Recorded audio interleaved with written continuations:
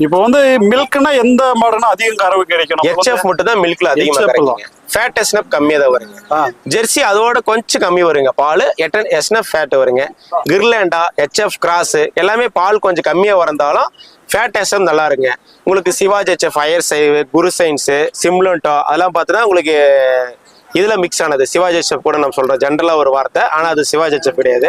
அயர் சைரு, நம்மளுக்கு குர்லைன்ஸ், அப்புறம் சிம்லண்ட் எல்லாம் அதுக்குள்ள உள்ள ப்ரீடுங்க. அதெல்லாம் உங்களுக்கு ஃபேட் எஸ்னப் நல்லா வரும். செனப்பிடிக்கிற தன்மை, கறவைத்தன்மை அதெல்லாம் நல்லா இருக்குங்களா. ஓகே ஓகேண்ணா. ஸோ ஹெச்எஃப்ல டாப் கறவைனா எவ்வளோ கிடைக்கும்? ஏபிஎஸ் தாங்க. இப்போதைக்கு நம்ம ஹெச்எஃப்ல டாப் கரை ABS WWSங்க. அதுதான் இப்போ இருக்கிற டாப் லெவலுங்க. ஒரு ஃபர்ஸ்ட் லாக்டேஷனுக்கு 30 லிட்டர்ஸ் கறக்கிற மில்க் கெப்பாசிட்டில இருக்கு. ஏன்னா நீங்க சொல்றீங்க அது ஃபர்ஸ்ட் லாக்டேஷன், ரெண்டாவது லாக்டேஷன், மூணாவது லாக்டேஷன். ஸோ அதை சொல்ல மாட்டேங்க. நம்ம அனுபவத்துக்கு எடுத்து கொடுத்துருக்குது. Highest record 27 litre. 27 தலசைஸ்ல. ஜென்ரலா நம்ம எடுத்து கொடுக்கறது 20 லிட்டருக்கு மேல ABS. 25 லிட்டர்ஸ்லாம் தலை சிறங்கடி கடந்திருக்குது. செகண்ட் லாக்டேஷன்ல 32க்கு மேலே கறந்துருக்குது. மேக்சிமம் நல்ல ஒரு ABS செமனா பார்த்து எடுத்தோம்னா ஒரு 20 லிட்டர்ஸ் மேல எடுத்து கொடுத்துருக்குங்க. ஒரு HF கிராஸ் வந்து ஒரு 17 லிட்டர் வரைக்கும் நம்ம எடுத்து கொடுத்துருக்கோம். ABS எல்லா மார்க்கெட்ல வருங்க. நாம செலக்ட் பண்ணி தான் இருக்குது. ABS தனியால பிரிச்சுலாம் கட்ட மாட்டாங்க. எல்லாம் கலந்துருக்கு. நாம் பார்த்து எடுக்கணுங்க. ABS, WWS எல்லாமே இருக்கு. நாம் பார்த்து எடுக்கணும். இந்த அதுக்கு டிஃபரண்ட் தெரியுமா நமக்கு? அது நம்ம அனுபவம் இருந்தா மட்டும் தான் தெரியுங்க. அனுபவம் இருந்தா பார்த்து கண்டுபிடிச்சிக்கலாம். அது பார்த்து எடுத்தோம்னா பொருள் தெளிவா இருக்குங்க. ஓகே ஓகே சரிங்க. இந்த வாரம் உங்களுக்கு எல்லாமே இந்த நியூ இயர் இதுல ஃபர்ஸ்ட் வீக்கெண்ட் அளவுக்கு திருப்தியா எடுத்து கொடுத்துட்டோம்.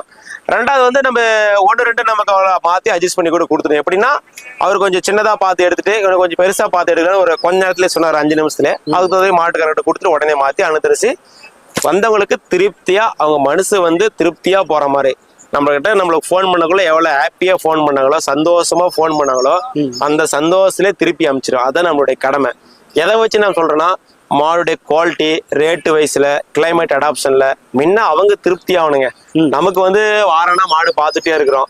நமக்கு ரேட் 1000-2000 முன்ன பின்ன நம்ம பார்க்க மாட்டோம்.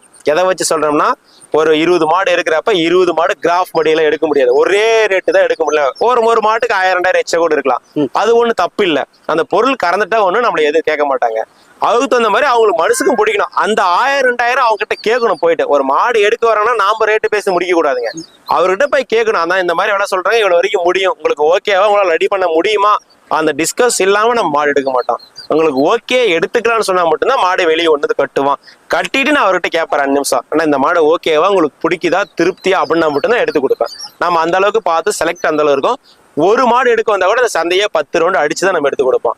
வந்த உடனே ஏதோ ஒன்று பிடிச்சிங்களா சொல்ல மாட்டேன். அவங்களுக்கு பிடிக்கலனாலும் பிரச்சனை இல்லைங்க, நெக்ஸ்ட் வீக் வாங்கன்னு கூட சொல்லுவேன். வந்தாதான் எடுத்தே ஆகணும்னா கட்டாயப்படுத்த மாட்டேன். அவங்களுக்கு பிடிச்சா மட்டும்தான்